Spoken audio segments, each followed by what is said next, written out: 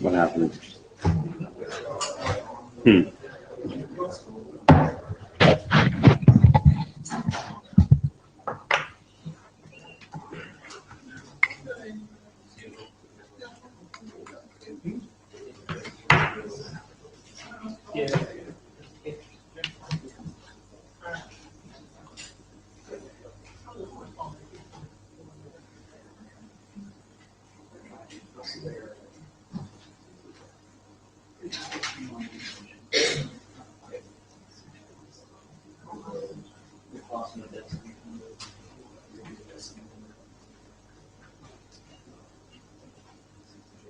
Seems to be vaguely freaking out. I think I'll use the other one.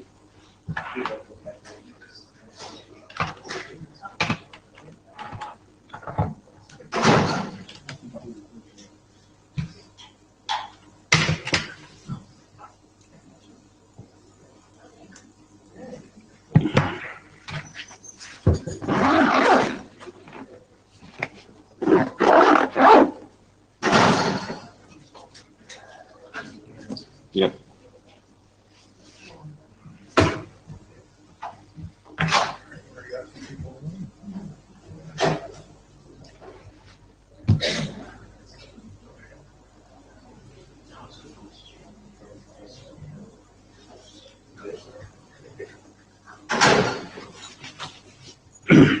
Actually, I want to turn off my network before I do this.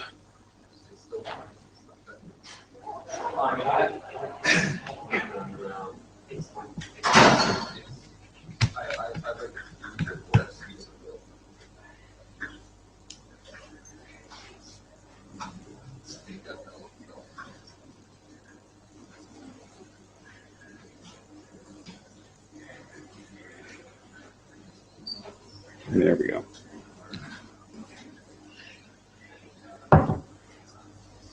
And we're off.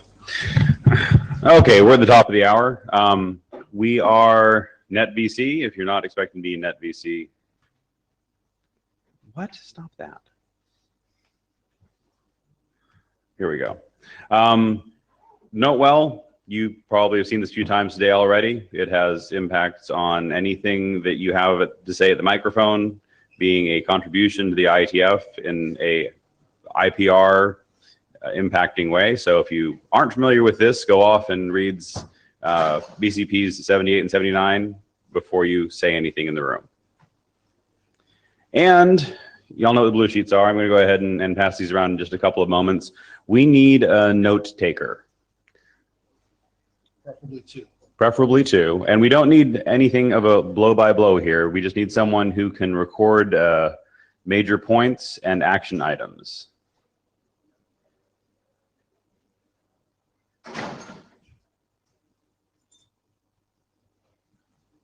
And I will sit here and stare at you for 2 hours if necessary.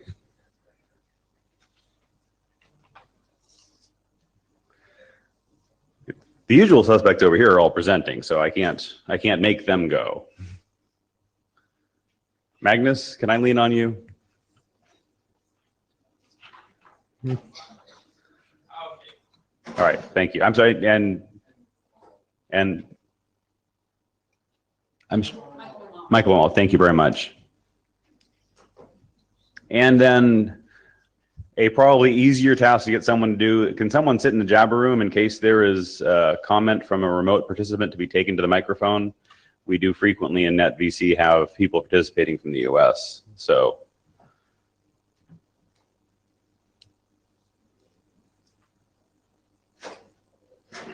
Colin, are you sufficiently lucid to do our Jabber stuff? Yeah. Okay, awesome. Thank you.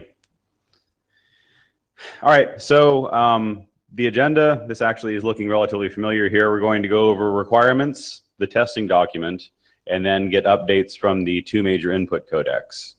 Does anyone have comments about the agenda? Hearing no comments, we're going to go ahead and move on to the, that's okay, the requirements document.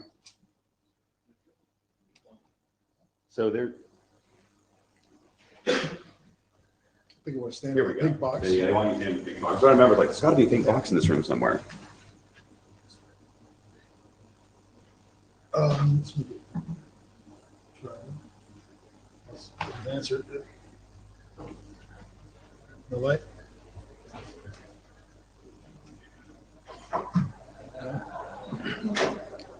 You may have to use fingers to point.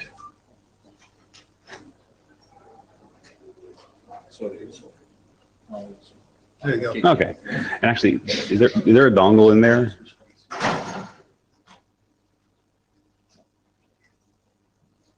Yeah, so I think there's a little. I think there's a. There it is. That should do it. Oh, okay. Thanks. Yes. Okay, well.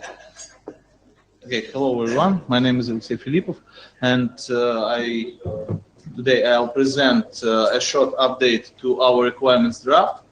Mainly, I'll focus your attention on the changes in the current version in comparison. Okay, so mainly I'll focus your attention on the changes in the latest version in comparison with the previous one. So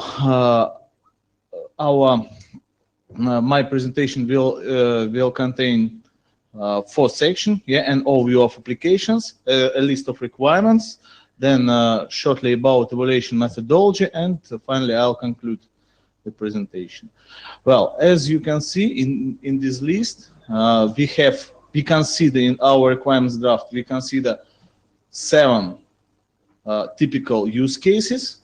In comparison with the previous version, we consider separately internet video streaming and IPTV. So in this slide, you see a set of requirements. Among the most basic requirements are as follows. The first one is significant improvements in compression efficiency between codec generations. Then the next important. Can you hear me? Yeah. The next important requirements is random access to pictures. And this period should be between 2 to 5 seconds. Then support of wide range of content types and formats such as HDR and white color gamut. Then gains on low resolutions and easy content. It's important feature for internet video streaming. And probably another specific feature for internet video streaming is efficiency for film grain encoding, which is present in a lot of content, in a lot of materials. And of course, it's for entertainment to that this application relates to. So a very important feature is support of tools for perceptual and optimized encoding. And in the case of software implementation of encoders, it's possible to have high complexity, and it can be tolerated up to 10 times. So another important feature is that bitstream should have a model allowing easy parsing and identification of components, such frames. Optional features are different types of scalability that are shown in the priority. Privately shown in this slide. So, the main difference in this table, where we present resolutions, frame rates, and picture access modes, is that we added these 2 small resolutions that are needed, for example, for adaptive streaming. So you see that actually the list of IPTV requirements is a shortened version of internet video streaming, and actually it has the majority. It includes the majority of the previously considered requirements, except to probably compression efficiency on easy content and low resolutions. I think also the wrap was different, was it? Yes, and you are right. And random access time, period is different, is lower, because it's because of evident reasons. It's important because you will switch between channels. Of course, the setting delay could be important. Well, so this tables is shortened in the in comparison with the previous table as well. We don't have these smaller. We don't have these smaller resolutions. So probably I'll go quickly through other slides. No changes in video conferencing, no changes in video sharing. In the case of screencasting, we included 4K resolution because many times we had the request from the community that it's necessary to support 5K resolution for this application. Then in game streaming we don't have any changes. So we added requirements to video surveillance support of a monochrome mode, for example, for infrared cameras. So we added this. So that's all with the description of applications. In these slides, you see that we have actually 3 sections devoted to requirements. The first, respectively, general, basic, and optional requirements. So general requirements actually is a section where we consider requirements for the specification itself. So we have added several new items. For example, high level syntax should allow extensibility, and new features should be supported easily using metadata. Well, the next requirement is that bitstream should have a model that allows easy parsing and identification of components. We consider this while mentioning about the application. So in particular, information needed for the packet handling, for example, frame types, should not require passing anything below the header level. Okay. Well, and 3 extra general requirements. It's support of perceptual quality tools such as adaptive QPs and quantization matrices. Another one is codec specification should define a buffer model, for example, hypothetical reference decoder. The last one in the set of general requirements is that specification should provide information about integration with system and delivery levels. Of course, it's one of the most important things for this implementation for the codec, for internet video codec. In basic requirements, we have not so many changes. So actually, we added some extra color sampling formats to the previous list, and probably, but to say preferably, we should keep them in different profiles. Well, then support of HDR and white color gamut for profiles with bit depths of 10 bits per sample and higher. Well, then we decided to add a comment that support of arbitrary resolution should be constrained to level limits described in our document.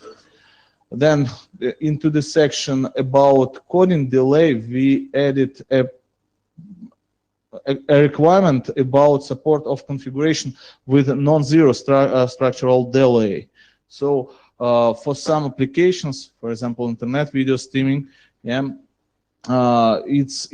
would be important to support features like out-of-order and multipass encoding to get additional coding gain. So and a relevant requirement there is in the section about complexity.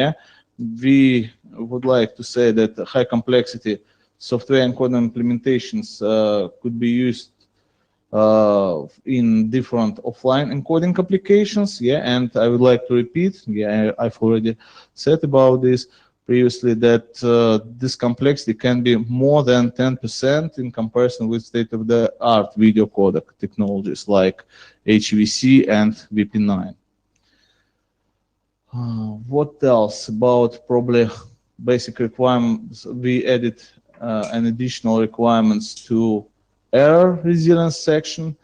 Well, so the bitstream specification should support independently decodable subframe units such as slice or tiles. Yeah, and for encoder, it should be possible to restrict the bit rate to allow parsing of bitstream after a packet loss. So then in optional requirements, we have changes. Yeah, we added some specific features regarding coding efficiency on noisy content, content that has film grain and computer-generated content, and probably low resolutions. Yeah, it's an optional requirement that is, of course, highly desirable for some applications. Well, and probably a couple of words about compression performance evaluation. Well, as previously, we propose to measure objective quality in 3 ranges: low bitrate range, middle bitrate range, high bitrate range. But points for this evaluation should be selected using the reference codec quality level.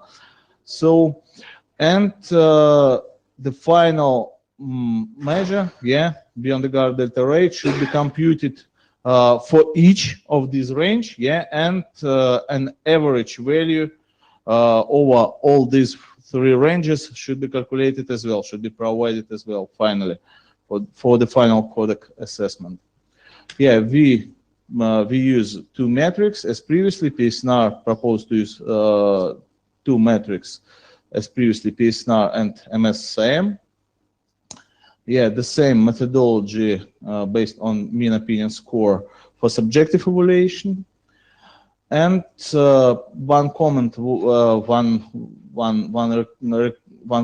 was added regarding reference software, that reference software for candidate codec should provide some features like rate control, subjective quality, optimizations features, and should provide real-time decoder at least, and some degree of speed optimizations features.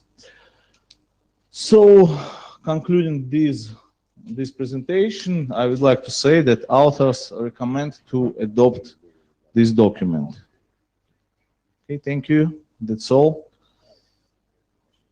Any questions? Mo has one. Hold on.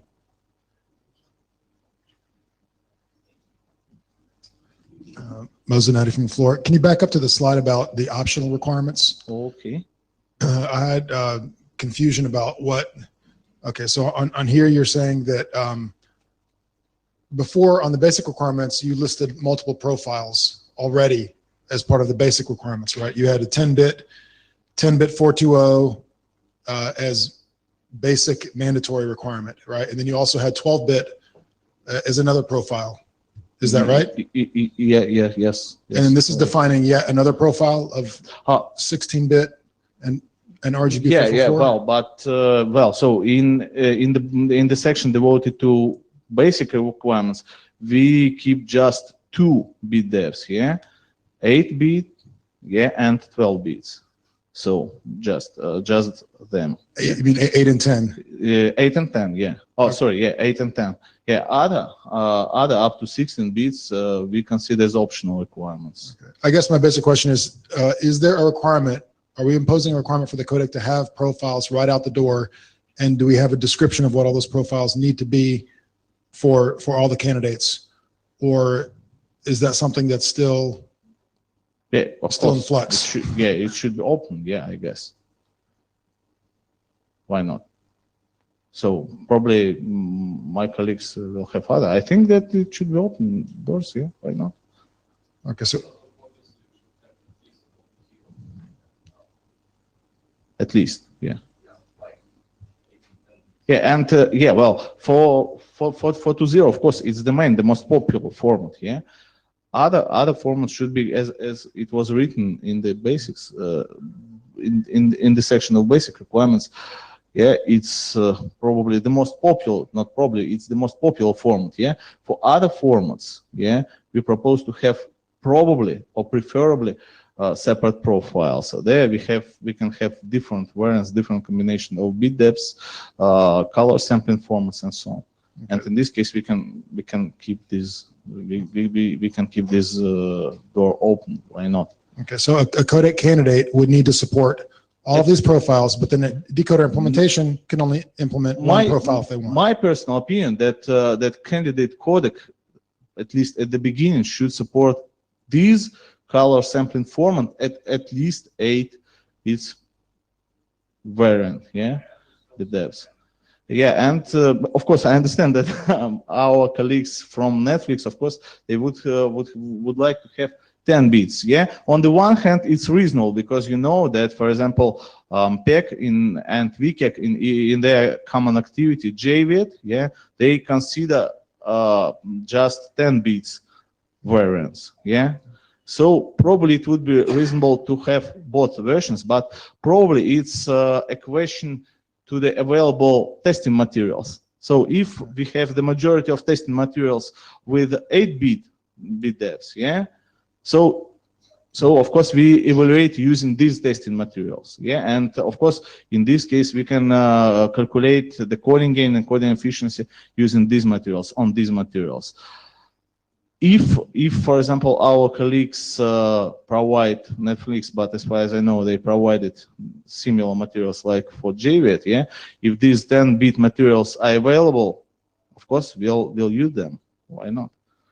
Okay. And if this yeah, it's internet video streaming is an important application, and if it's very important for these companies, of course we probably in future, not right now, but of course we should support this.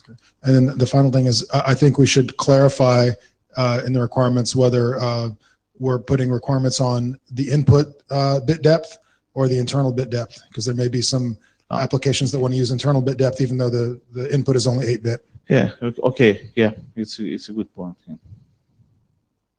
Yeah, Tim Terryberry from Mozilla. I'd just like to point out that thanks to Netflix, we do have a good selection of 10-bit test input available. Yeah. And as to whether or not 10-bit should be in a separate profile, I think this largely devolves to, you know, if that benefits our hardware partners in time to market, right? Yeah. So yeah. I mean, yeah, that's. Agree. We've seen at least with VP9, like a fair amount of the hardware has supported 10-bit right out of the gate. So that ultimately may not justify going into a separate profile. Yeah, but yeah. There will probably be features that people will want that should go in a separate profile. That's true. Hello, Miguel Paris. Could we add Miguel Paris? He said it, yeah. Sorry. Could we add low latency or low delay in the screencasting requirements? Okay, just a moment. All the way. Oh, for screencasting. Screencasting. For screencasting application, yeah, okay. Yes, here. This one. Yeah. Why? For some use cases, low latency is important. For example, in my company, we had some clients requesting low latency and huge or high quality with low frame rate. Yeah.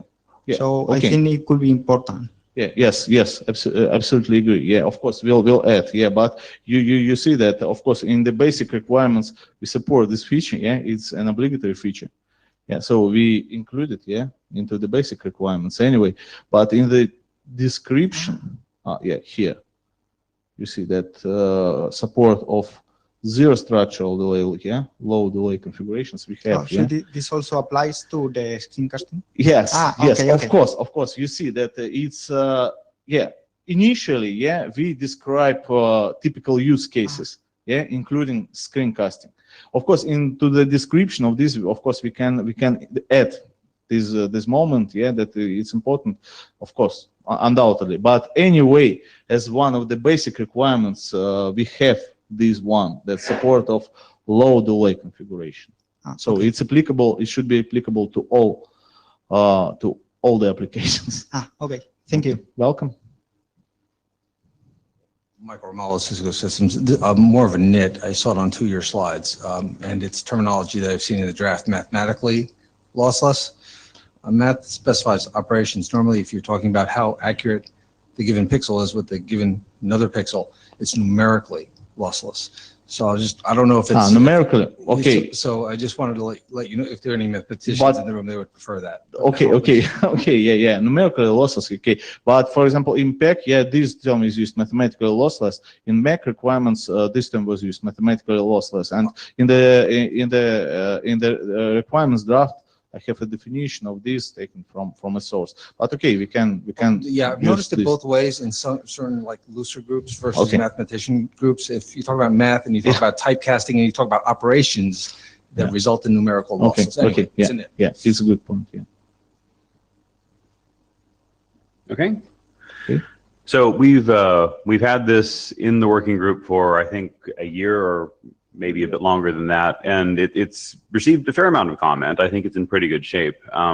We plan to put this into working group last call unless there are objections to doing so. I'm looking around the room to give anyone a chance to do that. So expect to see something coming out shortly after this week, putting this into probably a typical 2-week working group last call, and then we want to wrap it up and send it to the IESG. All right, thanks. And now I think Tom's is up, although your title slide is unfortunately before this, so you're gonna have to start with sub-agenda. I'm Thomas Stady from Mozilla. I am presenting an update to the video codec testing draft. This will be a little bit shorter because there weren't as many changes this time around. The big things I'm going to go through is the small set changes and the results we've had with those. Some small changes to the BD rate calculations, again. Some software updates, and then what is still remaining to do on this draft. So If you want, you can. Yeah. sure, I'll be independent here. So as you remember, this slide is basically we have these tests. There's in the draft there's defined objective 1, and to clarify again, this test does have the 10-bit and the 444 content in it. There's no 10-bit and 444 content, but both those are represented. The one small change that was made to this before the final was uploaded and was reflected in this draft is we did add two small screencasting clips, which are basically for the same format as the video gaming clips, like the Minecraft clip you see in the corner. We've been running these now on our compressed yet, which is my implementation of the testing draft for a while. The only thing I've noticed is that we have the slow version and the fast version. Even the fast version is not actually that fast right now, but I believe with some software improvements that can be made better. So I think that the current amount of videos is about correct. We've already found this has already been a much better test set than our previous ones as well. We've already found bugs with it because the larger variety means that essentially that Minecraft clip here, you can see we found a bug in our deringing filter that didn't look at chroma, and most of the clips that we had in our old test set were didn't really show this, but Minecraft just happens to be the right combination of ringing in Luma and ringing in chroma that causes this. So it's been working quite well so far. So I've removed the old bitrate range method that we didn't really reference in the previous draft anywhere, so it wasn't being used. And then the other thing I did is a lot of people requested the difference between results between the traditional overlap method and the anchor method. So if you remember, this was basically the quantizer draft where we basically pick a upper and a range of quantizers and then pick the overlap. You'll have quantizers for one codec, quantizers for the changed codec, and we pick the intersection of those ranges, versus the anchor drive where we have a third reference codec that's external, and so that produces these ranges that are independent of the quantizers. For cases, the problem is the majority of the time we're running these tests, we're comparing the same codec to itself. And I did some tests where I compared making changes to a codec and then comparing these two methods. And the results are basically the same either way, as long as I were to precisely specify these quantizers. And so now in the draft, I do allow you to, basically when you're comparing the codec to itself, you can, actually you're required to do this way, is you just use the simple, the more traditional range method. And it just makes it slightly simpler to calculate. For comparing totally different codecs together against each other, you still have to use this more complicated method. Other things, this is not technically part of the draft, but the draft directly references the C implementations of the metrics we use. So the C implementations of the metrics have now been updated to include 10-bit support, which is really important because we have 10-bit images, and so you kind of need that to test. We have updated, basically, we had all of the sets, PSM, HPSM, SM, FastSM, and MSSM. In addition, we've been running our MSSM implementation a lot. What we'll probably do in a future draft is remove FastSM because it is basically, MSSM tends to perform better and is otherwise quite similar. We've also added a new metric. It was actually in a previous draft, but we didn't have a reference implementation of yet. Netflix has now released their implementation, their source code, freely licensed on GitHub. It supports 10-bit out of the box, so I didn't have to do anything there. And you can now run it on all the test clips that we have.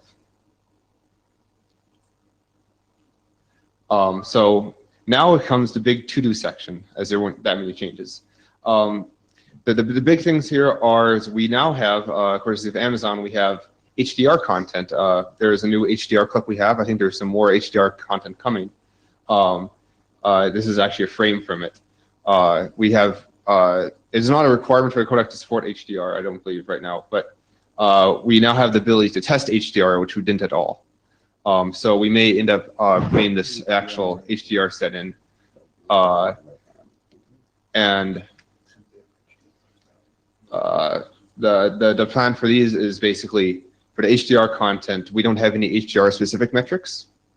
However, we do have papers that show basically if we encode the HDR content and we run our traditional metrics on the coded values, aka like just outputting your YUV file, the metrics actually work quite well. In fact, they tend to work better than some other metrics that have been specifically designed for HDR using all sorts of fancy gamma mapping tricks and the like. So our plan is basically to, if we increment, we integrate new sequences that have HDR, we are just going to run them with our existing metrics. The next big to-do is the rate control testing. So hoping I have this ready for this draft, but we ended up spending a lot of time on the previous one. The rate control testing is a little bit tricky because we have to specify a rate model. As you can see, the requirements draft now includes a requirement for specifying this rate model. It's like, VVV style is an example. And so we will actually need to have, once we specify this, we need to enforce it in a testing draft because otherwise, that basically we need to do two things. Before we just had to measure the quality, we now have to measure the quality and enforce this model and validate the results if the codec is unable to meet the model. So this is a little bit complicated because the codec needs to meet the model all the time, and we don't currently have codecs that actually, I believe, meet the model I want. So this will have to be adjusted, and we'll have to figure out. It's hard to test right now, which is the next big thing. The other big thing that was actually mentioned, I don't have a slide for it, is that we have a bunch of subjective tests on the draft, and I think we need to expand a little bit on when those subjective tests are used because they're kind of not referenced otherwise. So that's basically where we are. I think that's all my slides actually. That went really fast. Yeah. So that is where the testing draft is right now. Any questions? So are you looking for help for the rate control testing, or is that, I mean, you want to enlist help from someone in the room for the rate control testing? Try to grab someone? Like, maybe. Like, I mean, Cisco, is a clear, cares about this somewhat. But yeah, It would be helpful to get someone to work on it. I need verifier software and the like for this. So that's the big thing. It's hard to write the draft when I don't have the software that implements it. Yeah, I wasn't going to ask about the rate control testing, but so somebody else wants to speak up if they volunteer for doing rate control testing. We'll figure it out. Okay, yeah. So actually, I was going to ask about the metrics. Yep. You mentioned that VMAF was added. Does that support catching temporal artifacts? Because we've been noticing some clips where we see objectionable, jitter, Yes. and none of the metrics have been catching that yet. Yes, so this metric does include temporal effects. The title is Video Multi-Method Assessment Fusion, which, as it says, it has internal metrics inside. Some of them are actually very similar to the other ones we run. Some of them, as like the temporal metrics, are totally unrelated. And it basically combines these into one score that has been trained. So it does include temporal results. I'm not entirely sure on how well it works with that. I'm not sure if it'll catch your errors. It'd be something that we would like to try out. Okay. I've not run it through Okay. Like the Park Scene was problem- one I remember offhand that was just very, very bad, objectionable temporal artifacts in areas. Mhm. And none of the metrics that we had before were catching any of that. Oh, we should try it with this one and find out. Actually can answer this question. Andrei Norkin, Netflix. So basically this metric includes, it takes into consideration temporal effects in the original video in the sense that it would incorporate, let's say, the frame difference in the video in how it uses, let's say, the results from the separate metrics that it merges into one score, but it does not actually look into the artifacts itself. So hopefully this can somehow help to basically to tell you whether people are going to see these artifacts in this particular video or not. But if you have artifacts, it might not really, in some static scenes, for example, it might not necessarily tell you that.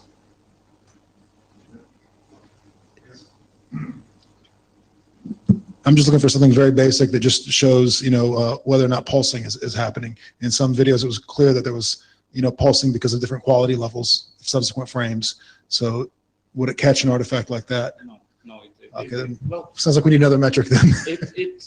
it's sort of probably pulsing. Usually, you see pulsing normally on the static scenes, and then it would probably rate this video lower than, let's say, the same type of artifacts in a fast-moving scene, but it wouldn't necessarily look for pulsing. That's the Yep. answer. The other thing we can do is actually there's a very simple way to measure pulsing in that we take many of these image-based metrics, which are most of the previous ones, and we just look at them per frame, and we can actually just make a meta metric that just shows how that metric changes over time. And my tools and stuff don't report that, and it's not required to report that in the draft, but it would be something we could add. Michael, did you get that? Just want to make sure they take that as an action item. Yep.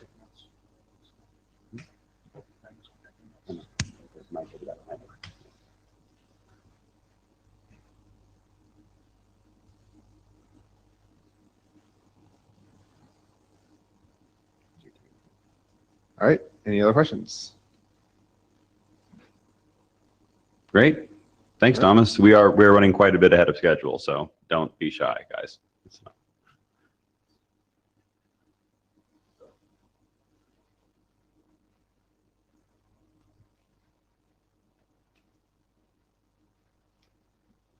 Okay, my name is Steinar Midtskogen from Cisco, and I'll go through the changes in the Tor codec since the last meeting. It's not a long list, but we have a few items worth mentioning. So the first thing is that we have made a change to the candidate list for skip motion vectors for B frames. Perhaps I should say a few words first about the motivation for this. A couple of meetings ago, I presented a new method which we called interpolated reference frames, which inserted new reference frames based on either two frames in the past or one frame in the past and one in the future. It will involve doing a motion search in both the encoder and decoder. On the encoder side, it actually made the encoder go faster on average because we got a lot more skip blocks. But on the decoder side, things were slowed down because the decoder had to do the extra motion search. So this triggered a search for new methods trying to do some of the same things without having to do that extra motion search at the decoder side. And this is what we came up with. We have replaced one of the two skip motion vector candidates with a temporal one. Unfortunately, we had to replace one of these existing ones because if we have a list of 3 or more vectors, we probably step too close to existing patterns.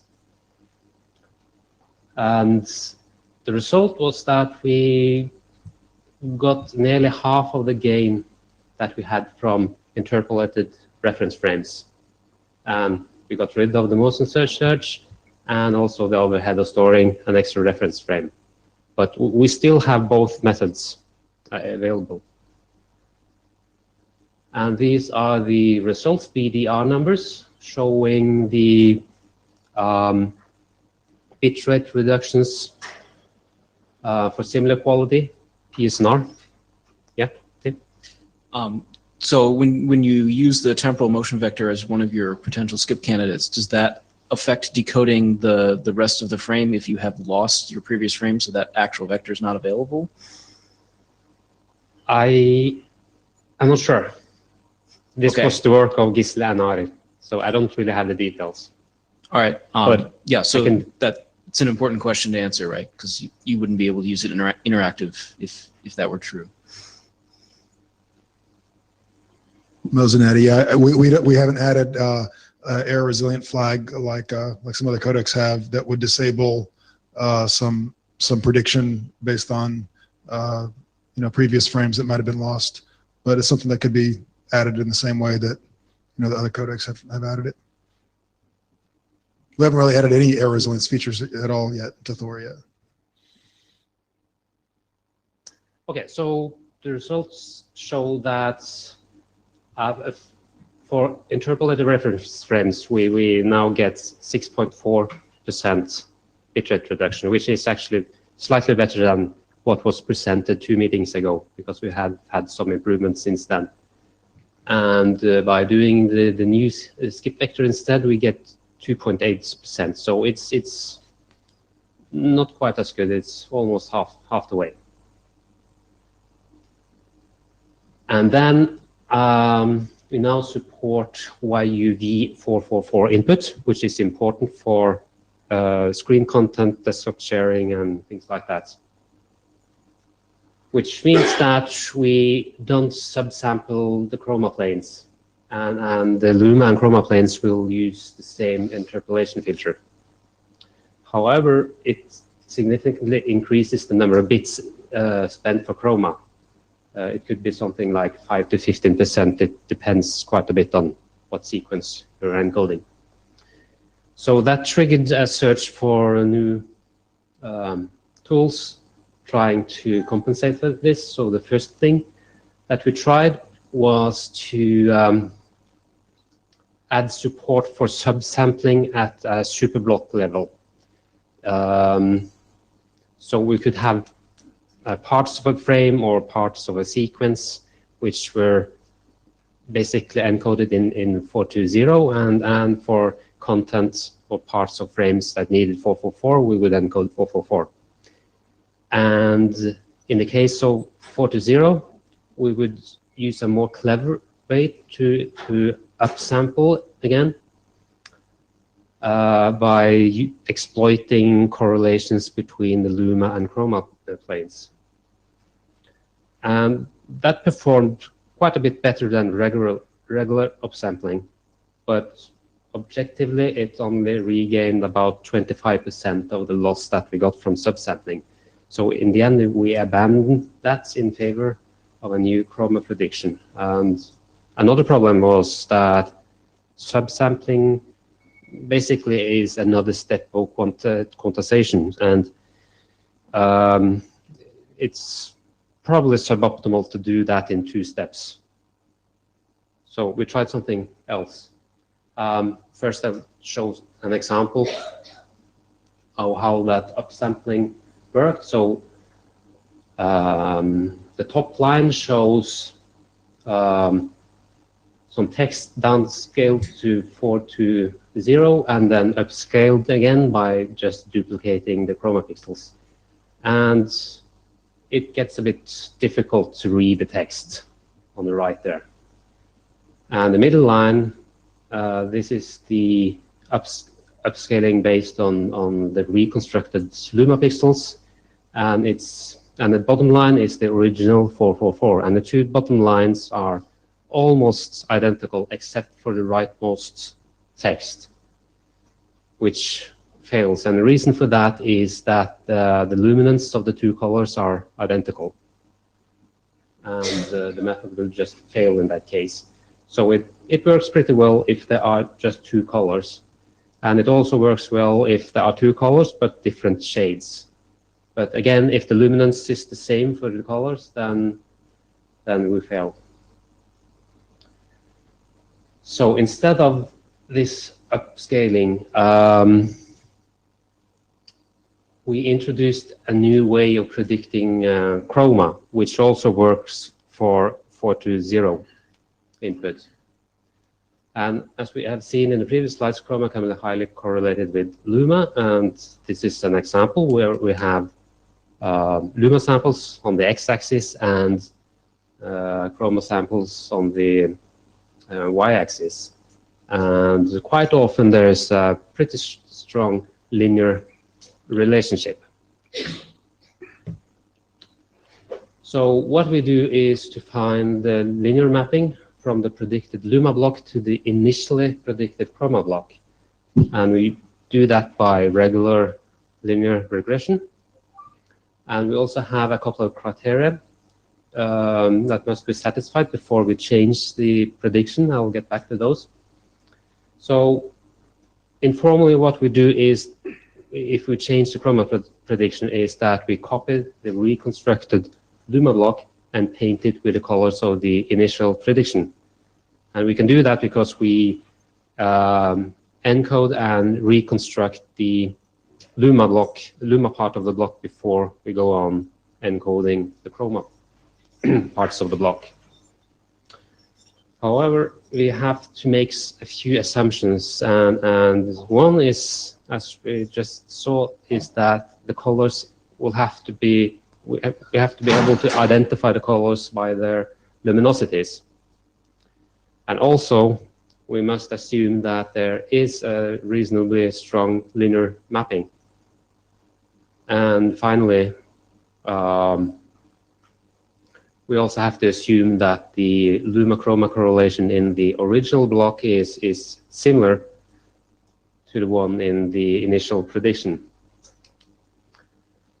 And there's nothing magic about these equations. That's just linear regression that you'll find in any textbook. I can just add that we use 64-bit arithmetic in the intermediate stages, but 32-bit elsewhere. So on a pixel basis, we use 32 bits, and for the calculations done once for each block, it's 64 bits.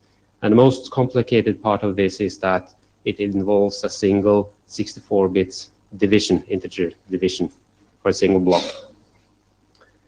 And in the case of 4:0, we have to subsample the predicted luma block and also the resulting new chroma prediction, which will be 444, but then we want 4:0, so we have to subsample it.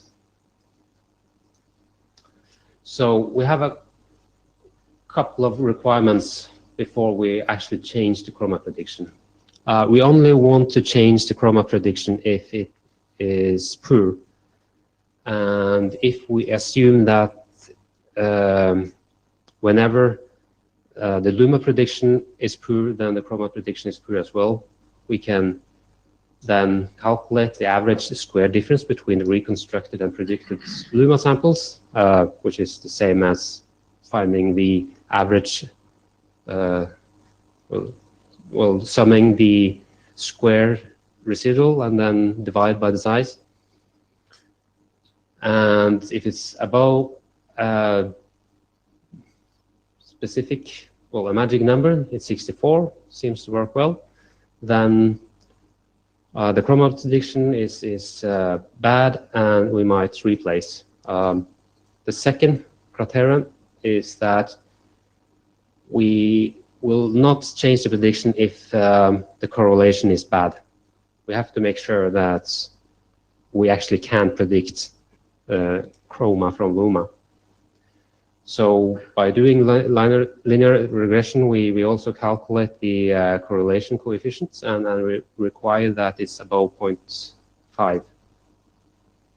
And by using these criteria, we don't need any kind of signaling to decide whether to select the initial or improved prediction.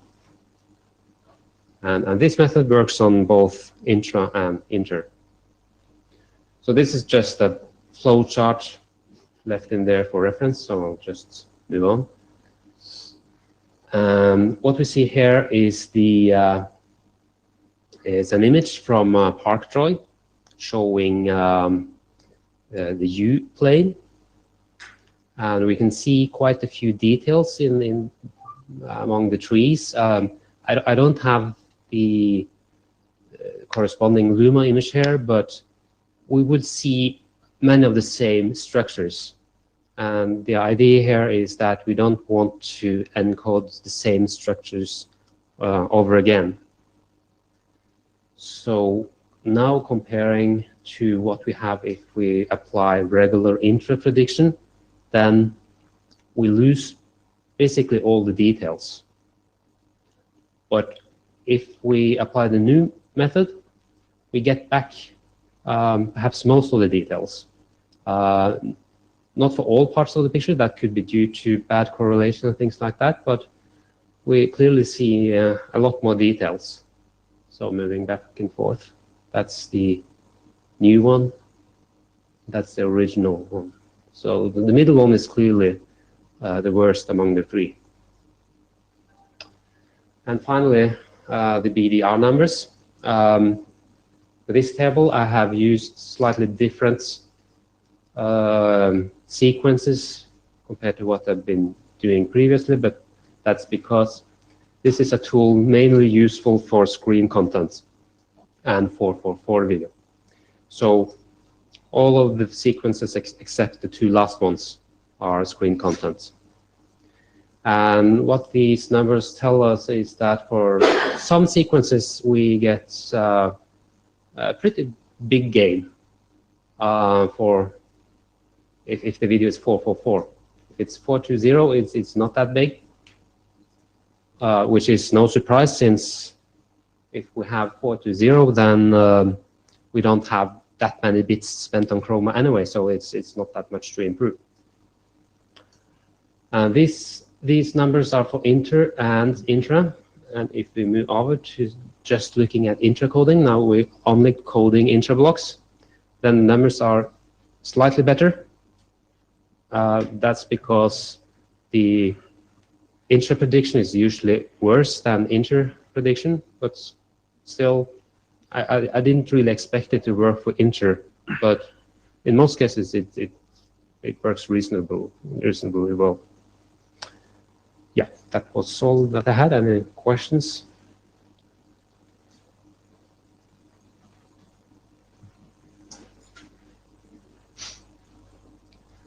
Thomas Steady, Mozilla. How often do you update your Luma from Luma prediction model? Like, do you use a constant superblock updates, or do you use per transform block size, or? It's The decision is made on a superplot basis. Is Okay. that a question? Yes, Yeah. basically. I have one other question. So do you do this prediction on the transformed coefficients or the spatial coefficients? It works on the transform sized blocks, and Okay. and it's not changed for anything that is skipped. Okay. Anything else?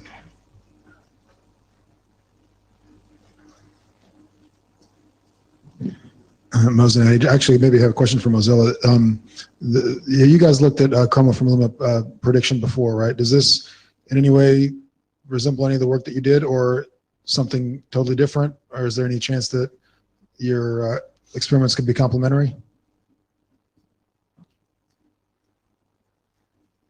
So Tim Terrier from Mozilla. So it has some similarities. So one of the differences is that we don't actually construct an explicit linear model anymore. We had done that, but actually fitting the model we found to be somewhat unreliable. So instead, what we do is we compute this. We basically use the Luma blocks as a predictor inside of PVQ. So if you're familiar with our perceptual vector quantization, it codes a gain, which basically is the linear correlation coefficient.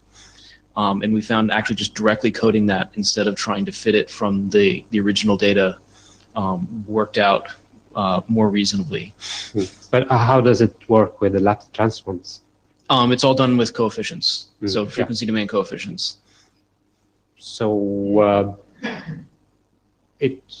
this works on the traditional way of predicting things. So in an intro case, that would be mostly the pixels just to the left and to the top. But when you work on coefficients, does that mean that you depend on a larger area to the left and? No, Oh. so it transforms, like it uses literally the decoded Luma coefficients as a predictor for the chromoplanes, and then codes a scale to scale them, which is your linear correlation coefficient, right? And then DC is handled separately, so that's your offset in your linear model. Okay. But the basic idea is that you're assuming the shape, which is roughly the relative magnitudes of the individual coefficients, is going to be the same between the Luma and the chromoplanes. And so that's what's fed into PVQ as the predictor. And then there's a flag that signals it on and off on a per band basis. But that's the same as any predictor that we use in PVQ. So there's no special mechanism for that. Is it for intra only? We currently use it for intra only. So we've thought about applying it for inter, but like you, we didn't expect it to work that well. So maybe we should look into that some.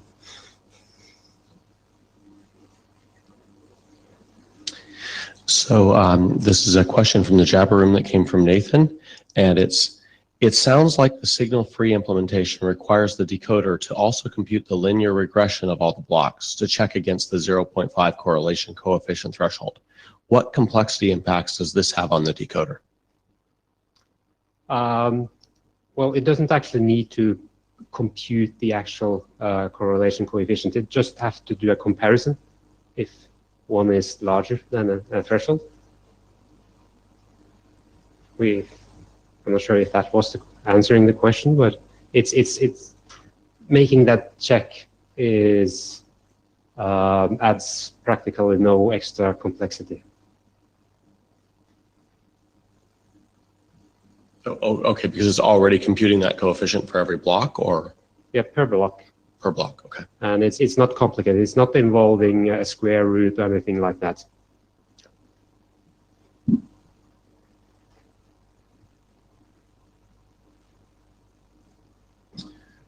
My final thought on this was, Mosinati again, the requirements mentioned optional requirements for more planes, more channels like alpha or depth or, maybe other channels. Have you looked at extending this to more than just one single chroma from Luma? Like, have you tried to look at even exploiting UNV correlation, and then if you had depth or alpha, exploiting those? I haven't actually tried that, but it's something that we've been thinking a bit about. Certainly for alpha, it seems worthwhile to try it out, and it could also be used if the input is RGB, but I suspect that perhaps other techniques would be better. So that's something we have a few ideas for, but we haven't actually tried anything of this. But the technique extends to more planes or even correlation between U and V. Okay.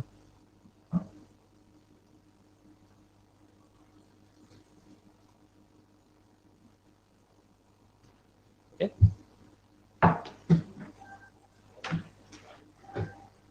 All right, thank you very much. And now Tim's going to come up and talk about DALA.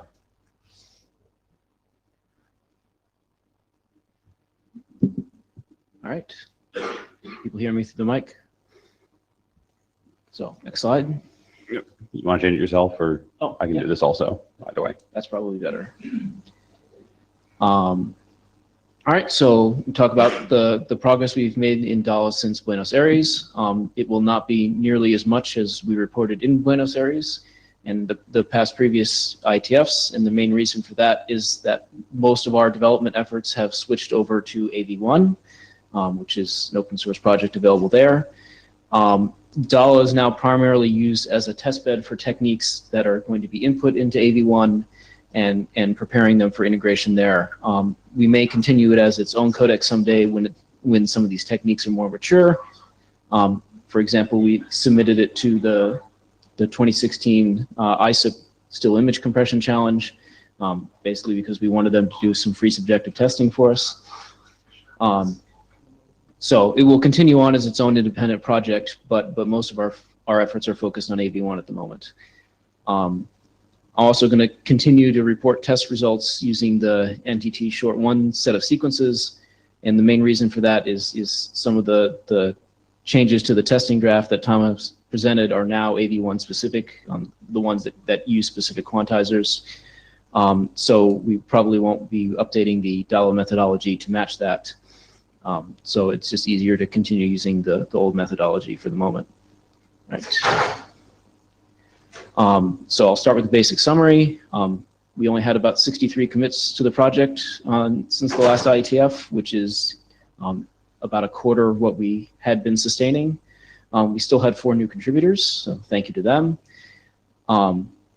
And the aggregate results were we saved around 1% on each metrics, because mostly what we were doing was small tuning things and no major new tools or anything like that.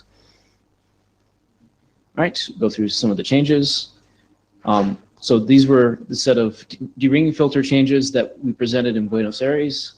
So we converted all our floating point calculations to fixed point. We made our filter taps more into a triangular function instead of a straight average, and fixed several issues that were identified by NVIDIA. So our block threshold level calculation is now independent of other blocks. So the problem is that if you have a super block, you don't actually have all of the pixels available at the bottom until after they've gone through the inverse lapping transform. So if you then have a threshold that you use to de-ring the top blocks that depends on the output of the bottom blocks, in hardware you have to buffer the entire super block until you get those pixels at the bottom available. So by making it independent, we can filter the blocks at the top of the super block and only buffer the pixels that haven't gone through the loop filter or the lapping filter yet. So that saves a considerable amount of memory in hardware and had almost no impact on performance. Also for the 45-degree case, so if you remember, our de-ringing filter computes a dominant orientation and filters along that orientation.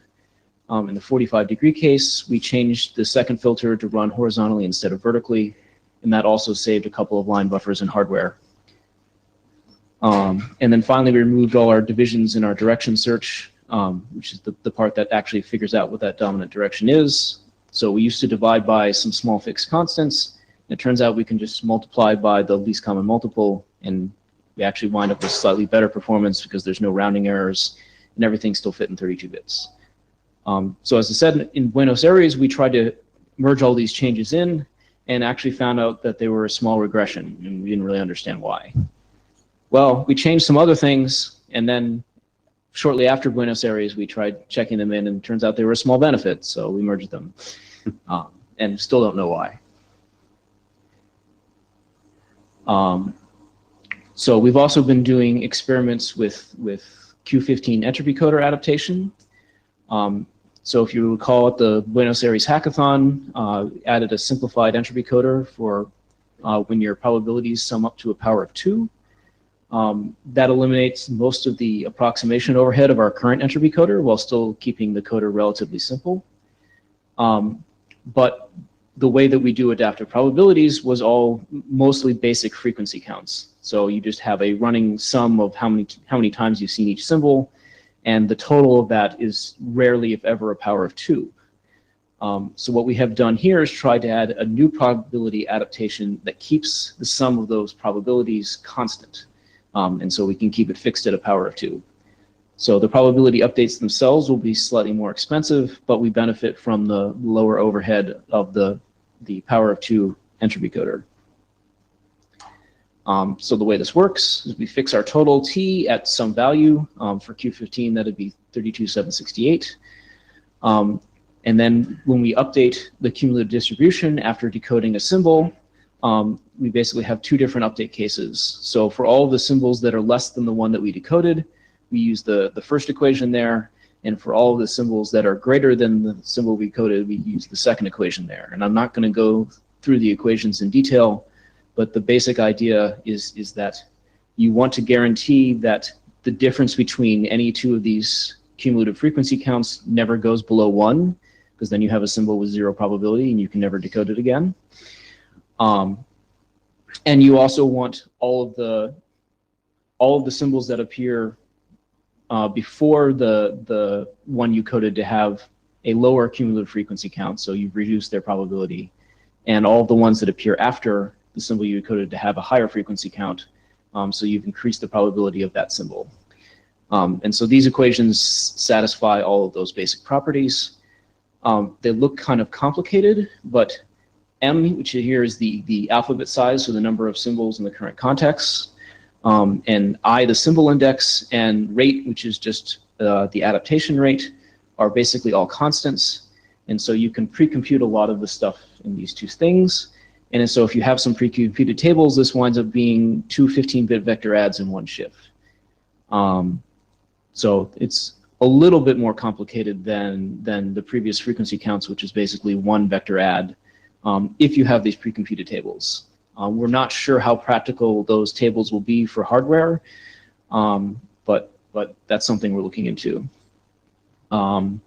So we also have some additional rules for the first few symbols that we code in a given context, basically to speed up adaptation, similar to when you have frequency counts with a small total. So to verify that these things were working, we modified our coefficient coder, our split and skip coding for coding the size of transform blocks and which ones were skipped.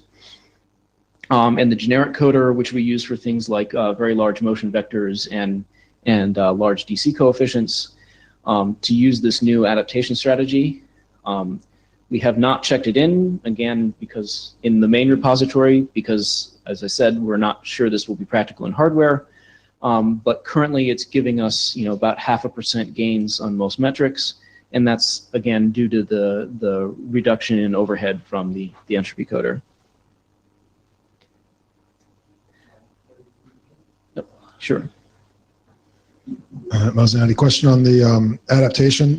Do you adapt starting fresh each frame and then adapt from there, or do you have interframe dependencies?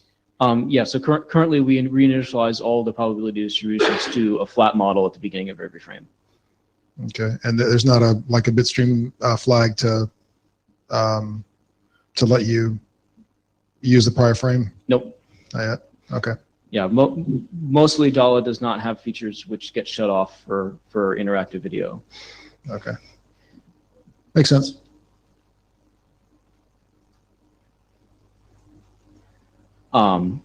So one of the other things I mentioned in Buenos Aires that we were working on was a fixed point implementation of our perceptual vector quantizer. So since then, we've completed replacements for our reciprocal square roots, exponential log and pow functions. So the reciprocal square root is what we use for the householder reflection. So there's one of those per band, and the exp, log, and pow are used for our activity masking. So those basically, we have one per block. So this was roughly 11% of the commits we had since IETF 95 were these things. So again, small incremental changes that we could test easily. And this stuff is almost done. So most of the float usage in the decoder is now gone. There's just one or two things left to do.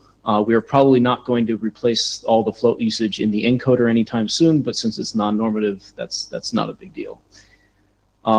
And as you can see, the impact on metrics remain pretty small. So it's, less than 0.05% on most of them, except for fastest SIM was slightly larger. But still, in the realm of being a very reasonably small change. And so I said we hadn't added any new tools, but that's not quite true because we have added rate control, which we did not have before. So previously we only supported constant quantizer encoding with fixed adjustments based on the frame type. So there's a ratio between IMP frames and B frames and that sort of thing. So we have added one pass no look ahead rate control. This is adapted from our implementation in Theora. We extended it to handle B frames and long-term reference frames, neither of which Theora had. And the basic idea is that we target an average bit rate over some buffer interval. So our typical intervals are something along the lines of 12 to 250 frames. This is not meant for the hard CBR type of every frame is exactly the same size, which is the style of rate control that Thor has. So the idea is that this would be a complement and not a replacement for the rate control in Thor. So this could be used, to your example, to set the initial quantizer that Thor would start with in its feedback mechanism, to get slightly closer to the original, the ultimate target. But if you need hard CBR, you need some kind of changes that happen on less than a frame level, whereas this is basically setting a quantizer per frame. So the basic model is that R, the number of bits, which is the rate of an entire frame, is modeled as being some scale factor times the quantizer raised to some negative power. And so R is, as I said, is the rate. Q is the actual quantizer, not the quantization parameter. So it would be the thing that you would actually divide the coefficients by. And then the exponent alpha is a modeling exponent, which is kept fixed for the entire sequence. And that's usually somewhere in the range of 0.75 to 1.6, chosen based on the frame type and the bit rate range and the number of bits per pixel. And that's just done by fitting data to it. Scale, on the other hand, is an estimate of scene or motion complexity, and we measure that during encoding for each frame type. So how do we estimate what scale is? So one, we can actually, once we have encoded a frame, we can measure it directly. If you know R and Q and alpha is fixed, you can just take that equation and solve it for scale. And then we take those measured values and feed them into a second order Bessel filter. You say, why would you use a second order Bessel filter? And the idea is that we want to damp small oscillations and react quickly to large changes. So if the complexity of your video suddenly changes, you want to be able to shift and adjust to that new change quickly, but you don't want to overreact if you have pulsing in your quality of your frames. For example, you were encoding a frame that originally had B frames or something like that. You don't want to have these large oscillations on a per frame basis. So we pick our time constant to allow full-scale reaction in about half of the buffer interval, with some slightly faster adaptation at the beginning of the sequence. So it turns out if you encode things like a fade from black, you'll think, oh, I can give this all of the quality because it's black. It's really easy to encode. And then 3 frames in, you find out you're in trouble, unless you correct for that pretty quickly.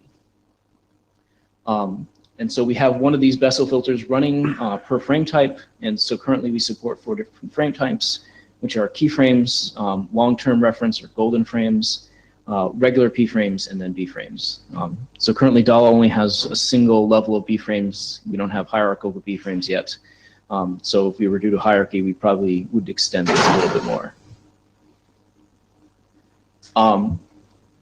Just to give you some more point of why you would use a Bessel filter, sort of the simplest thing you might want to try is something like an exponential moving average. And if you do that, this is what you get. So there are 2 cases here. The red curve is with a buffer interval of about 64 frames, and the green curve is a buffer interval of about 300 frames. And you can see that both of them oscillate back and forth quite a bit. So the x-axis here is the frame number, and the y-axis is the quantizer we selected. And so that highly oscillatory behavior, means your quality jumps around quite a bit from frame to frame, which looks bad.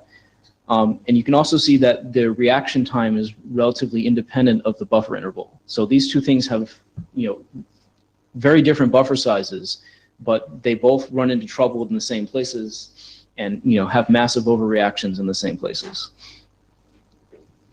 Whereas now if you run things through a second order Bessel filter, you can see the oscillations are greatly damped, and the encode in green, which is using the buffer interval of 300 frames, has much smoother reactions than the one using a much smaller buffer interval, basically because of the slower reaction time constant.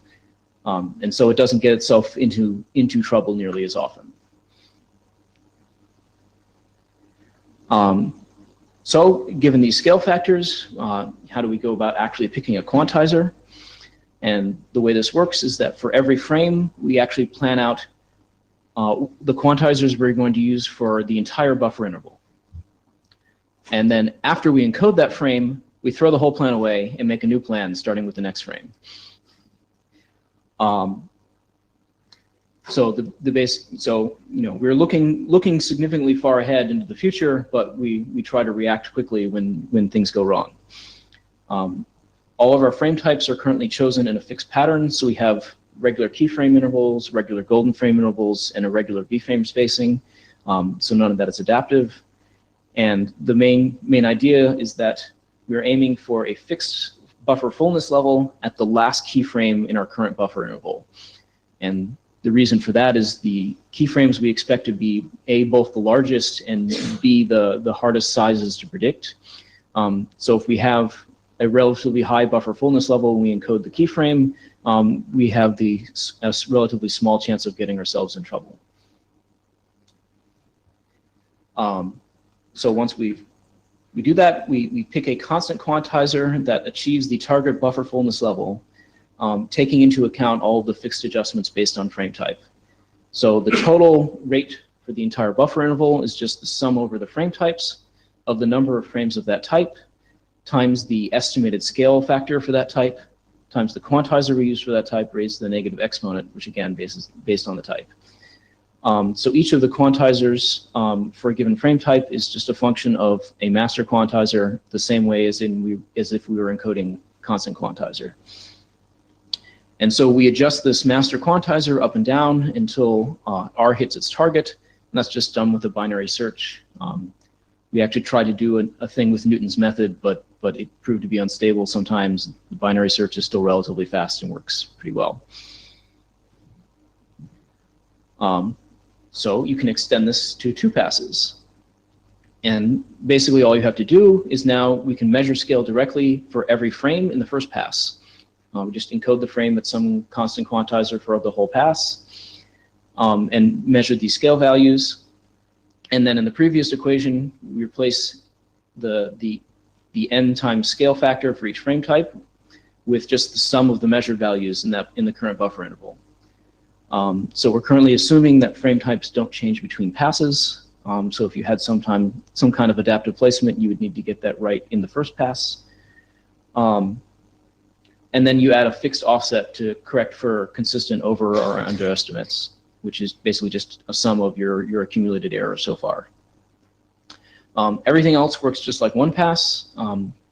We can generalize this to one pass with look ahead also, and just have you look ahead in your buffer interval and make these measurements. But with two pass, we can support buffer intervals up to the entire sequence, which is the traditional unconstrained VBR case. So this is something that we have not actually implemented yet, but plan to.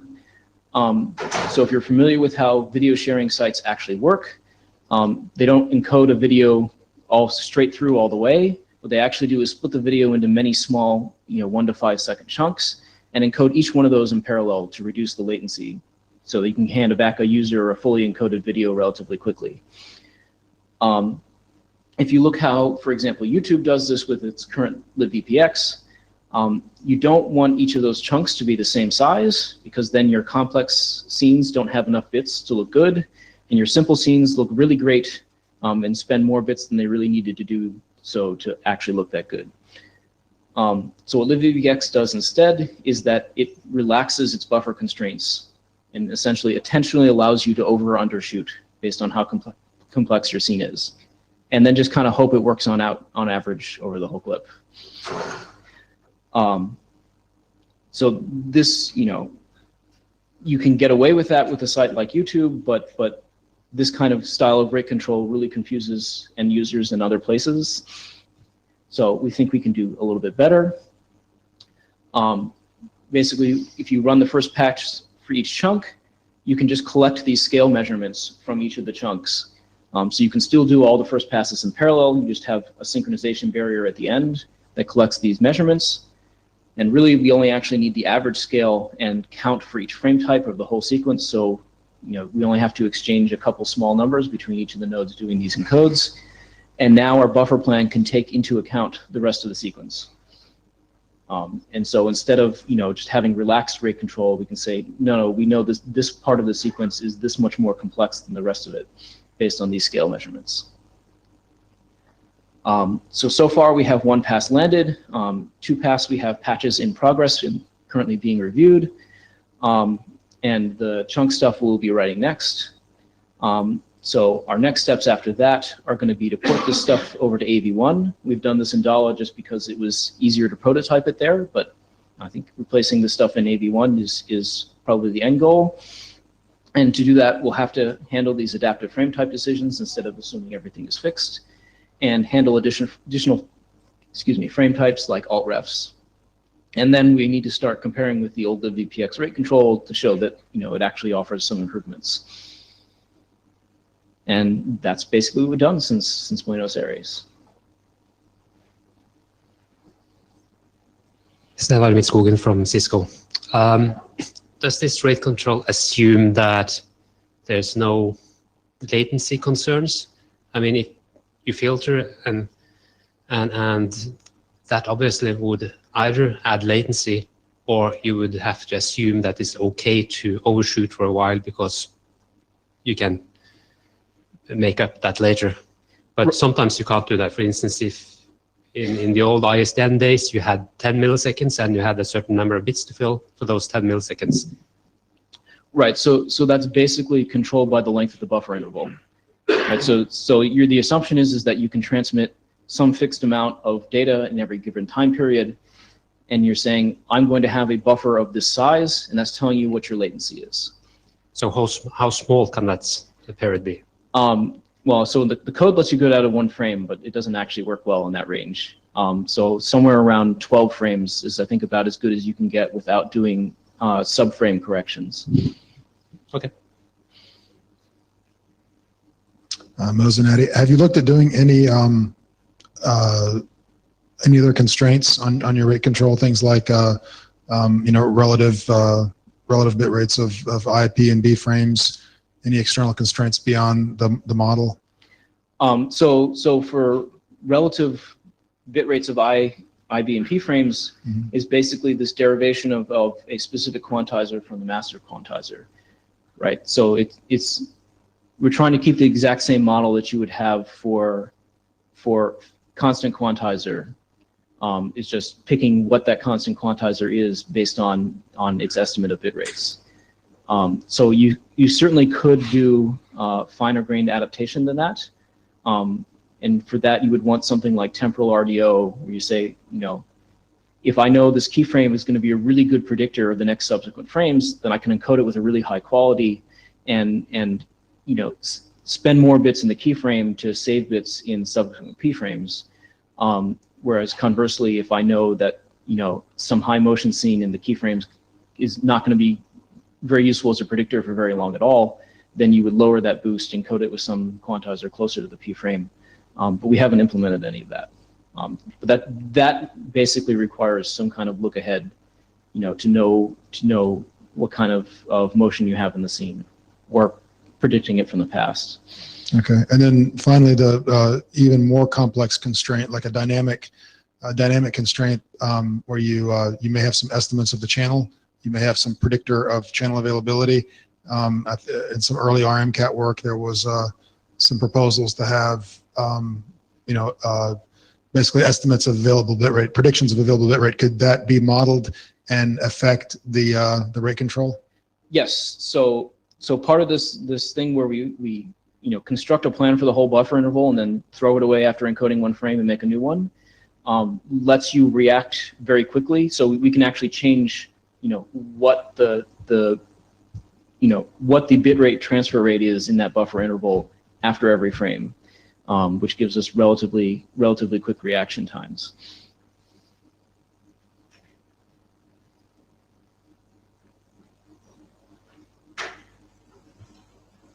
All right. There are no other questions. That's all I have.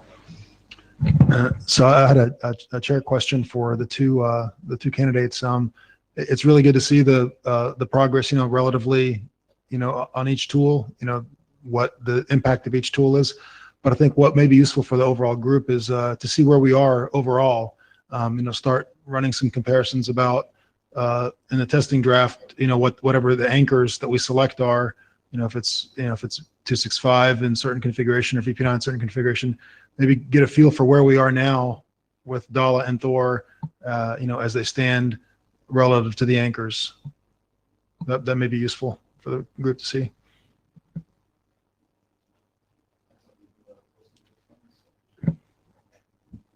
Okay. Any other business? And just as an administrative thing, I see one of the blue sheets. Can someone who has the other one wave it around so I know where it is? Blue sheet back there somewhere? There's one here. Where's Yeah. That's it. I only circulated one. Oh, you only sent one around? Oh, I thought we had to. Never mind. Yeah, I did. We have it.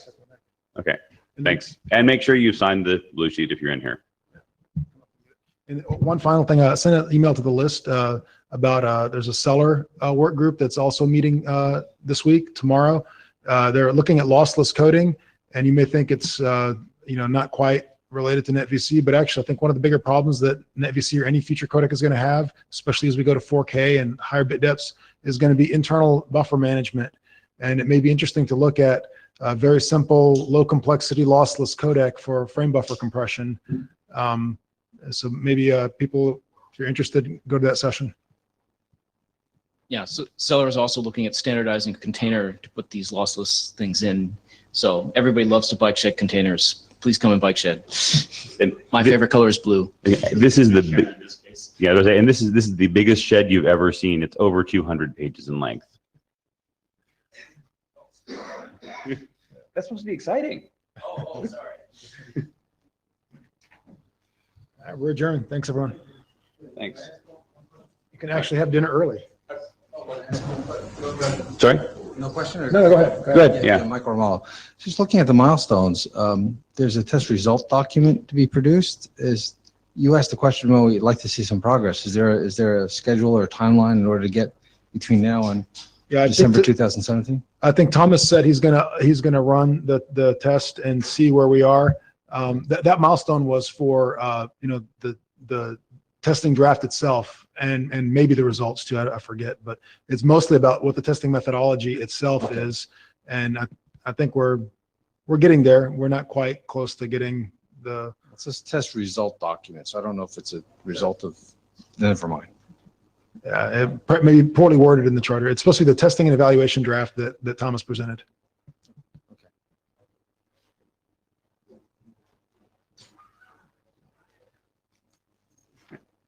Thanks.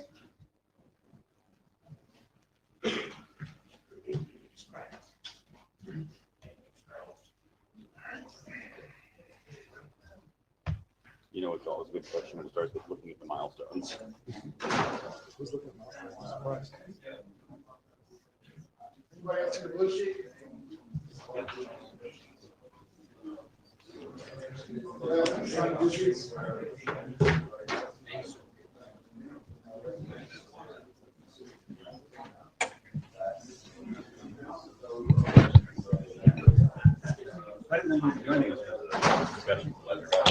I don't have to. It's up to you. I'm just I'm nervous about mostly like anxiety management for me. What's your greatest? Like that they get up at the mic and get their asses handed to them by mean people who ask them like pointed questions of a very IETF nature that they don't understand like the latent implications of, and they fumble around and are like, you know, but this is the new payment protocol. It's just like the IP stack.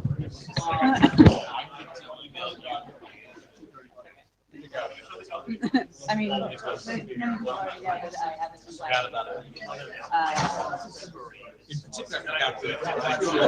have